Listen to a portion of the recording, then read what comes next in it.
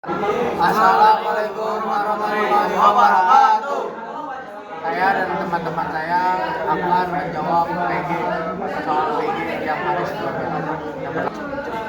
Yang pertama, pada pelaksanaannya APBN harus diarahkan pada pengurangan pemborosan sumber daya serta pengangguran dan meningkatkan efektivitas perekonomian. Pelaksanaan tersebut terkait dengan salah satu fungsi APBN, yaitu fungsi alokasi. Yang kedua, belanja pemerintah untuk memberikan alokasi anggaran kepada perusahaan atau lembaga yang produksi, menjual, mengekspor, dan mengimpor barang dan jasa yang memenuhi hajat hidup orang banyak sehingga harga jualnya dapat dijangkau oleh masyarakat adalah belanja subsidi. Yang ketiga, proses awal penyusunan APBN yang dilakukan oleh pemerintah pusat adalah mengajukan rancangan undang-undang tentang APBN kepada Presiden. Yang keempat, ada tabel APBN 2023 dan APBN 2024. Pendapatan negara APBN 2023 1.915, yang 2024 2.065. Lalu penerima perpajakan APBN 2023 1.738, 2024 1.786. PNPB APBN 2023 175, 2024 278, dan hibah APBN 2023 1,5 dan APBN 2024 0,5. Yang kedua, belanja negara APBN 2023 2.130 dan 2024 1.846. Belanja pemerintah pusat sebesar 1.553 dan 1.320. Transfer ke daerah 577 dan 526. Berdasarkan data tersebut, pernyataan yang benar adalah belanja negara mengalami penurunan baik belanja pemerintah pusat maupun untuk transfer ke daerah. Yang terakhir, nomor 5, berikut yang bukan merupakan tujuan APBD adalah membatasi lapangan pekerjaan dan kesejahteraan masyarakat. Berikut yang termasuk pajak daerah adalah yang D, pajak reklame. Yang 7, dana yang bersumber dari pendapatan APBN yang dialokasikan kepada daerah sebagai pengeluaran pemerintah pusat untuk mendamai berbagai kebutuhan belanja daerah disebut yang D, dana perimbangan. Yang ke-8, apabila rancangan APBD tidak disetujui oleh DPRD, pemerintah dapat menetapkan anggaran pengacu pada yang E, angka APBD di tahun sebelumnya. Yang 9, perhatikan jenis-jenis pajak berikut. Yang pertama, pajak hotel dan restoran. Kedua, pajak penghasilan. Ketiga, pajak pertambahan nilai. Keempat, pajak penjualan barang mewah.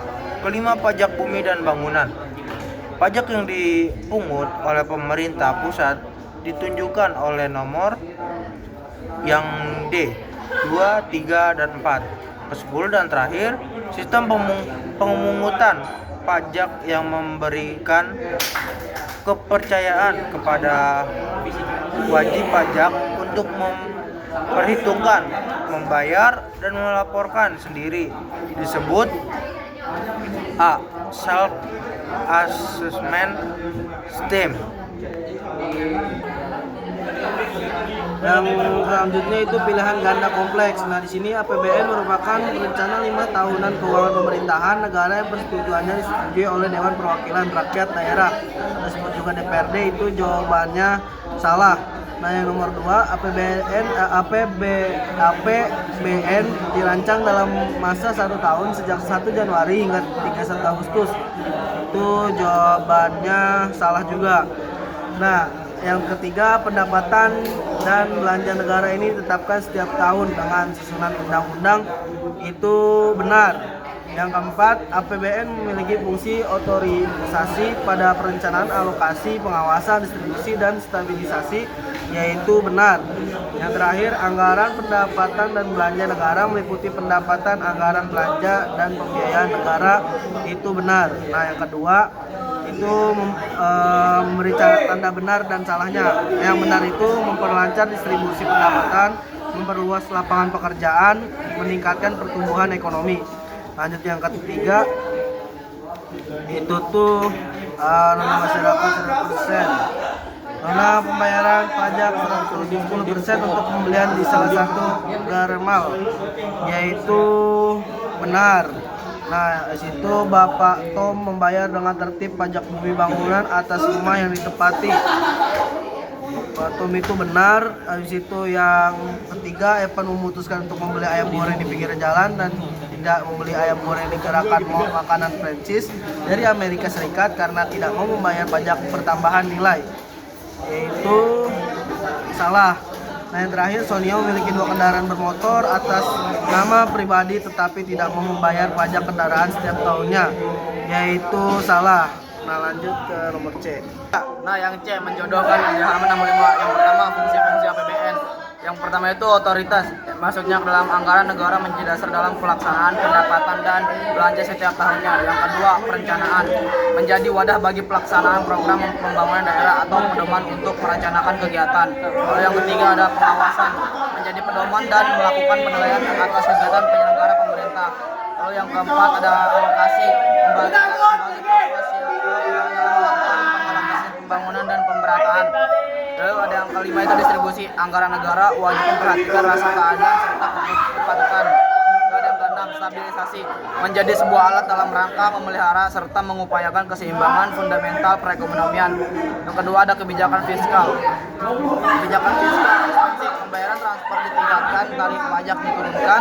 Kebijakan fiskal kontraktif, pembayaran transfer diturunkan, tarif pajak ditingkatkan. Yang ketiga, pajak dan pemungutan lainnya. Pajak sifatnya memaksa, balas jasa tidak diterima langsung, sanksi sesuai dengan hukum yang berlaku. Pemungutan lainnya, balas jasa diterima secara langsung. Contohnya parkir, retribusi, objek pajak, pegawai swasta. Lebih tepat ke pajak, apakah ada objek pajak pegawai swasta atau lebih tepatnya ke pajak. Sekian, kurang lebihnya mohon maaf. Wassalamualaikum.